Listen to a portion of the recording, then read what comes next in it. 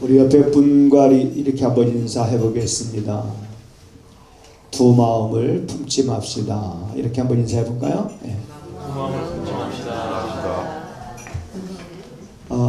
이렇게 인사를 하게 되면 뜨끔한 사람도 있을지 모르겠습니다. 그러나 그렇지 않은 사람도 있겠죠. 두 마음을 품으면 사람도 싫어합니다. 하물며 우리가 두 마음을 품으면 하나님께서 두 마음을 품은 그러한 사람을 기뻐하실 리가 없습니다. 그럼에도 불구하고 두 마음을 품었다가 망한 사람들이 성경에도 기록이 되어져 있는 것을 우리가 보게 되고, 오늘 시편 기자도 그런 고백을 합니다. 두 마음을 품은 자를 내가 미워한다. 그래서 두 마음을 품지 않고 살아갈 수 있는 방법이 있다면, 여러분, 그 방법은 하나입니다. 뭐냐면 내가 주의 법을 사랑하는 겁니다. 그 주의 법을 사랑하는 자는 두 마음을 품고 싶어도 두 마음을 품지 않고 주의 법을 사랑하기 때문에 오직 한 마음.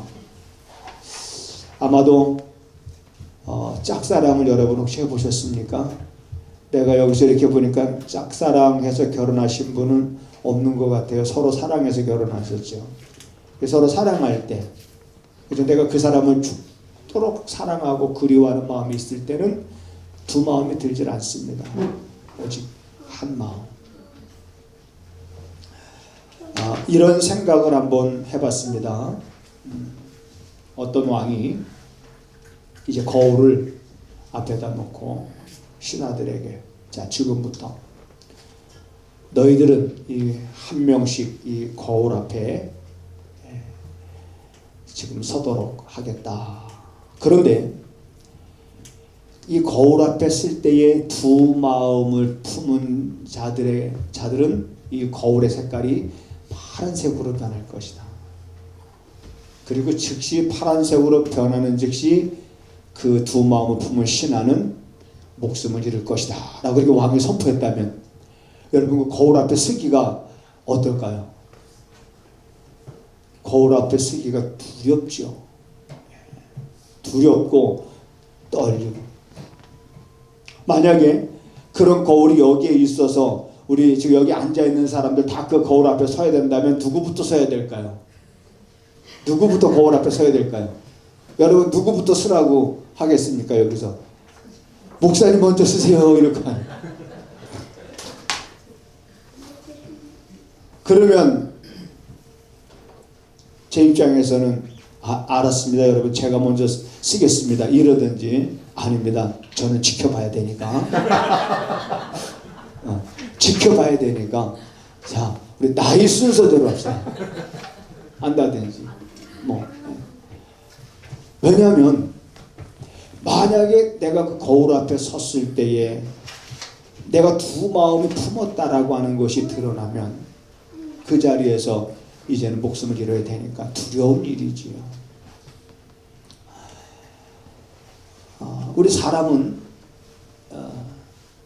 저 사람이 두 마음을 품었는지 두 마음을 품지 않았는지를 바로 알지는 못합니다. 오랜 시간을 지나면서 그때 그 사람이 그랬었구나, 우리 이렇게 알 뿐이지, 사람은 그런 능력이 없습니다. 저 사람이 두 마음을 품었는지 한 마음인지를 알 수가 없습니다.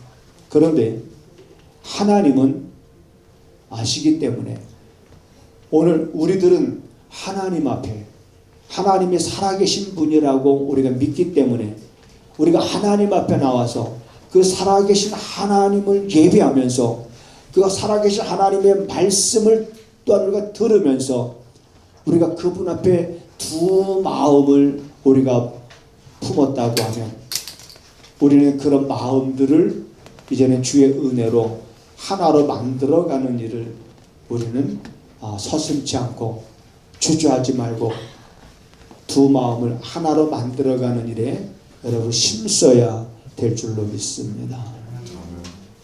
그래서 때로는 이 시편 기자도 두려운 마음이 있었습니다. 내 육체가 주를 두려워함으로 내가 떤다.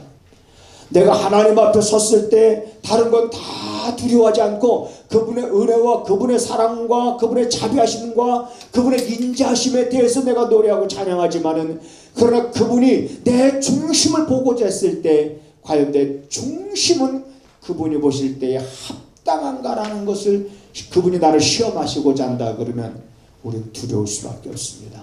우리는 떨릴 수밖에 없습니다.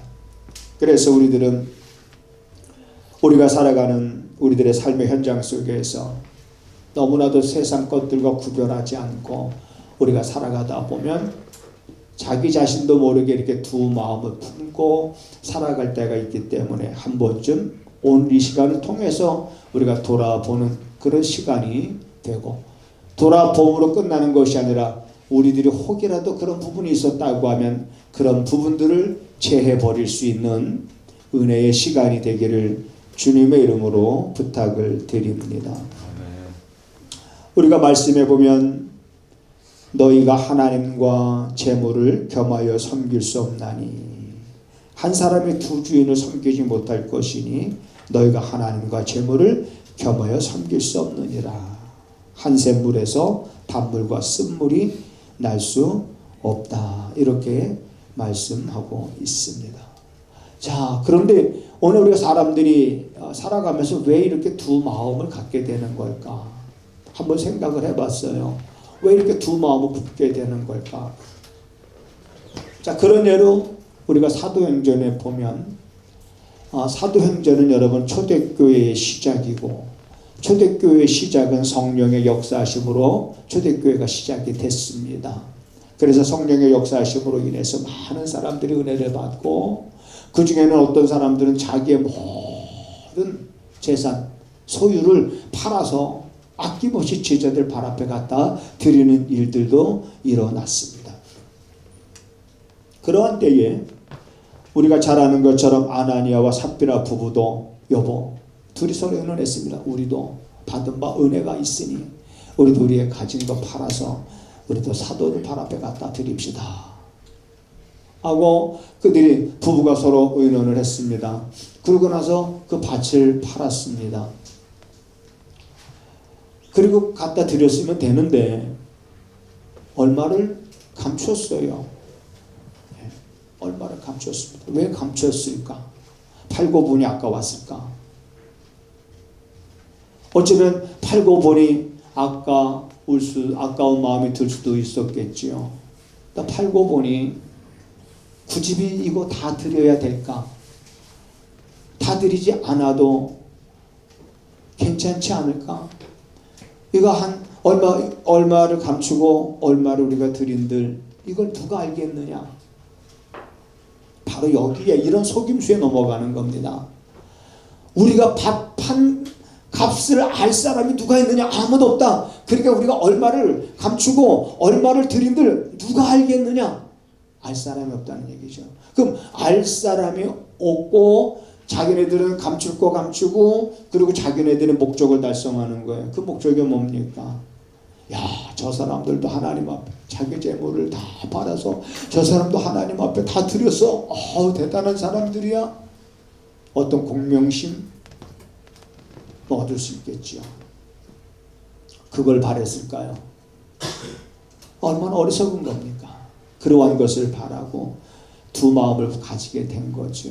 결국 두 마음은 우리 따라서 하시겠습니다. 두 마음을 품는 것은 하나님을 속이는 결과를 가지고 온다.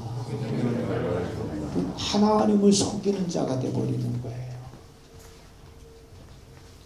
하나님을 우리가 속인다고 했을 때 하나님은 속는 분도 아니라는 걸 우리 깨달아야 됩니다. 우리가 아무리 잘 사람들을 100% 속인다 할지라도 사람이 하나님을 속일 수 있는 방법은 없습니다. 결국에는 이 아나니아와 삽비라의 부부가 우리에게 주는 교훈은 무엇입니까?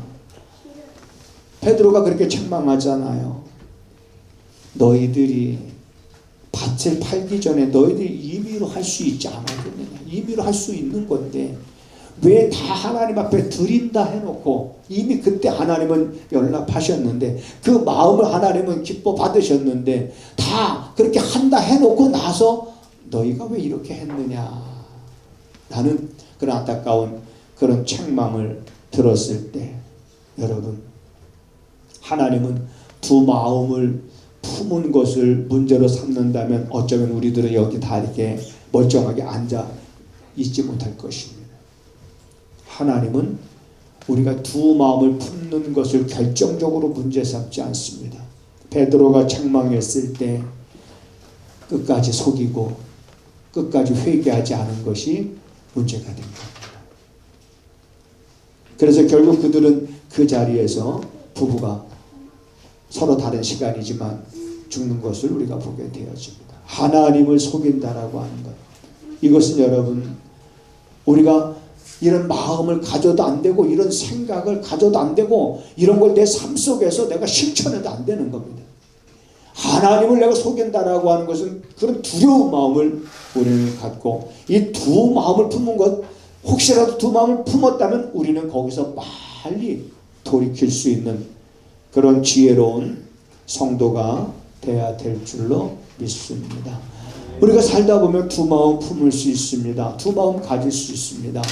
목사도 마찬가지죠. 목회하다 보면은 그런 두 마음을 품을 때가 있습니다. 하나님 보실 때 바르지 못한 마음 가질 때도 있습니다. 그러나 바르지 못한 마음을 갖고 있는 것 끝까지 숨기려고 하다가는 하나님이 가만히 두질 않죠. 그걸 자기가 회개할 줄 알아야 됩니다. 버릴 줄 알고.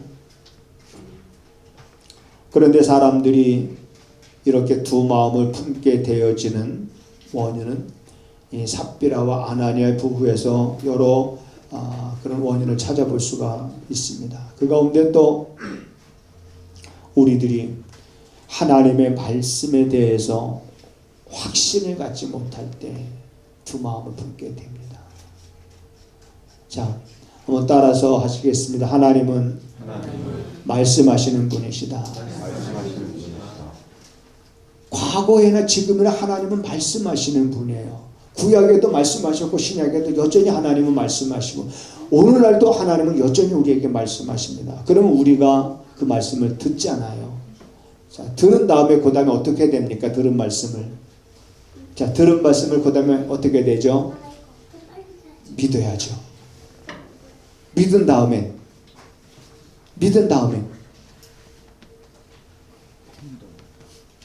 믿은 다음에 행동해야 됩니까? 아니에요. 이 행동하기 전 단계가 있습니다. 내가 믿으면 그걸 확신해야 됩니다. 확신하지 못하기 때문에 믿는다고 하지만은 확신하지 못하기 때문에 행동하지 못하는 거예요. 행동으로 옮기지 못하는 거예요. 근데 내가 믿어. 근데 확신하지 못하니까 이 확신하지 못하는 데서 행동으로 옮기지 못하는 이 사이에 자꾸 두 마음이 생겨서 내가 믿는다고 하는 것을 행하지 못하는 거지요. 내가 믿는다고 하는 것을 행하지 못할 때 여러분 믿음의 증거가 나타나질 않습니다. 믿음의 증거는 믿고 확신하고 행하는 사람에게 믿음의 증거가 나타납니다. 자, 예를 들면 하나님은 노아에게 말씀하셨습니다. 노아야, 방주를 만들어라. 자, 노아는 그 하나님의 말씀을 듣고 그걸 믿었습니다. 그리고 확신했어요. 그런 확신이 있었기 때문에 노아는 산에서 방주를 만들기를 시작을 했는데 무려 100년이 넘게 준비를 했습니다. 하나님의 말씀에 대한 확신이 없이는 이렇게 행동할 수가 없어요. 그리고 노아의 가족만, 노아만이 그 증거를 얻게 된 겁니다.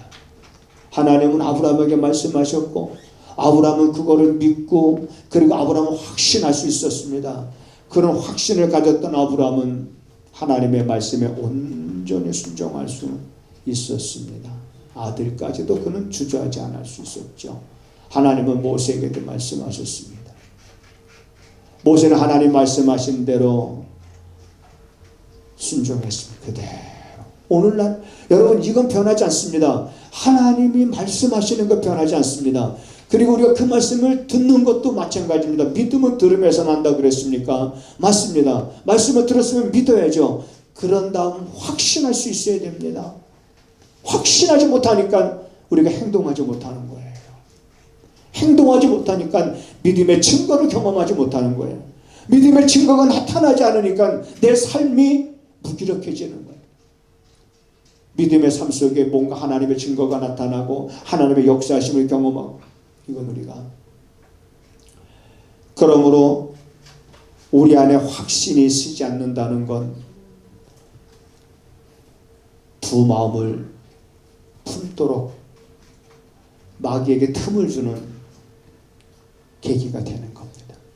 여러분, 하나님의 말씀을 들었으면 믿고 확신의 단계까지 갈 수 있기를 주님의 이름으로 부탁을 드립니다. 확신이 쓰지 않고 내 마음에 의심이 생기고, 그리고 내 마음에 욕심이 생기고, 그러면 자꾸 두 마음이 생기는 거예요. 욕심이 생기니까 그걸 버려야 되는데, 이렇게 하기로 했다가 이렇게 해야 되는데 내 마음에 욕심이 생기니까 두 마음이 생겨서 처음에 가졌던 마음은 온데간데 없고 나중에 생긴 마음을 따라 살아가게 되는 경우도 있습니다. 성경은 이렇게 말합니다. 육신의 생각은 사망이요 영의 생각은 생명과 평안이라. 어떻게 보면 육신의 생각이라는 것은 육신의 마음을 품게 하는 겁니다.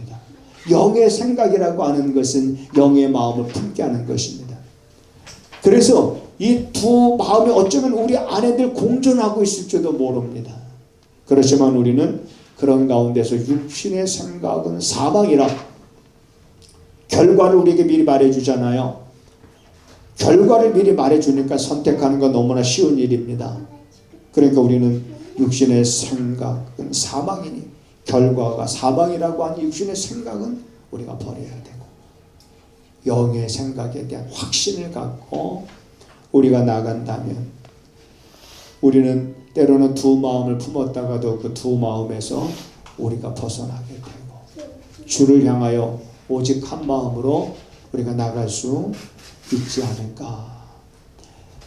한 가지 분명한 것은 오늘 본문에서 이 시편 기자는 두 마음을 품지 않기 위해서 얼마나 이 시편 기자가 자기의 신앙을 고백하는 모습을 오늘 우리가 보게 되는 겁니다. 우선 시편 기자는 이렇게 말합니다. 주의 법을 사랑하는 자는 두 마음을 품지 않는다. 자, 113절의 말씀 보면 내가 두 마음을 품은 자를 미워하고 주의 법을 사랑하나이다. 그러니까 이 시편 기자는 자기도 두 마음을 품은 자를 미워하고 그리고 주의 법을 사랑한다라는 것은 이것이 바로 내가 두 마음을 품지 않을 수 있는 유일한 길이라고 하는 것. 그러면서 계속적인 그의 고백을 보게 되면 이런 고백을 하게 됩니다.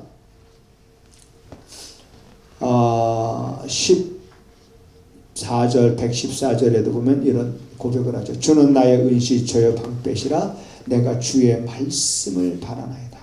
오직 그는 이 두 마음을 우리가 사람들이 살아가면서 이 두 마음을 몰아낼 수 있는 것 가운데 하나는 주의 법을 사랑하고 주의 법 주의 말씀을 오직 바라는 나의 눈이 쇠하도록 하나님을 바라보며 목마른 사슴의 시냇물을 찾기에도 갈급함보다 내가 주의 말씀을 더 사모하고 바라보면서 그러면서 115절 너희 행악자여 나를 떠날지어다 나는 내 하나님의 계명을 나는 지킬 것이다.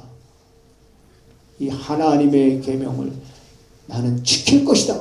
이것은 오직 그 마음이 두 마음을 품은 자의 고백이 아니라 오직 주님을 향하여 그 마음을 정한 자의 고백인 것을 우리가 보게 됩니다.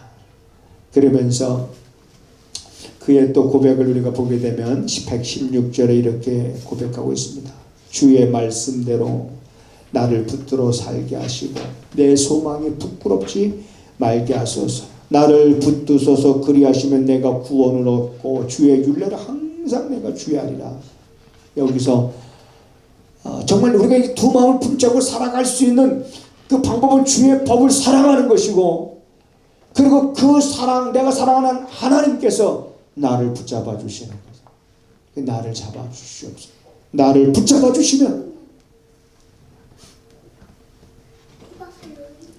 내가 구원을 얻고 주의 율례 항상 내가 주의하리다.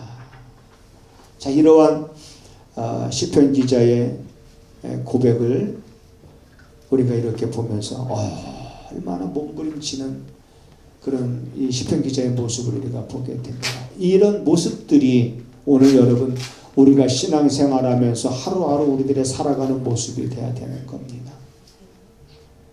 주님 앞에 엎드릴 때마다 하나님 나를 붙드소서. 하나님 나를 붙들어 살게 하시옵소서. 내가 주의 말씀을 내가 즐거워하나이다. 주의 말씀 안에 거하고 그 말씀이 내 안에 거하게 하시고, 그래서 내 안에 주님의 말씀에 거함으로 내 안에서 이제는 내 육신의 어떤 그런 가졌던 모든 육체의 정욕과 소욕들이, 그런 소원들이 사라지고 아침 함께 사라지고 내 안에 주님께서 말씀을 통하여 주신 소망들로 가득. 그런데 그런 소망만 갖고 내가 그걸 행치 않는 부끄러운 삶이 되지 아니하게 하시고, 그런 소망을 가졌다면 그런 소망에 부끄럽지 않는 삶을 살아가게 해달라는 이런 고백들이 오늘도 여러분과 나의 고백이 되어져서, 아무쪼록 여러분 이 거울 앞에 서게 되면, 여러분들이 두 마음을 품었다면 이 색깔이 파란색으로 변할 것이고, 두 마음을 품지 않았다면 그 색이 그대로 거울의 색깔로 있을 것이다 라고 했을 때, 내가 먼저 쓰겠습니다 라고 자신 있게 이렇게 나설 수 있는 믿음, 그만큼 나는 하나님을 사랑하고 그만큼 나는 하나님을 신뢰하고 나는 죽음을 두려워하지 않고 오늘 이 순간에도 어떤 고난과 환난과 시련 가운데서도 내 마음이 편치 않으며, 주님, 내가 주님을 사랑한다고 주님이 아시고 나도 변함없기 때문에 조금 더 두려워하지 않고 그 거울 앞에 당당히 내가 먼저 쓰겠습니다 라고 우리가 설 수 있는 그런 믿음의 사람이 되기를 주님의 이름으로 축복을 드립니다.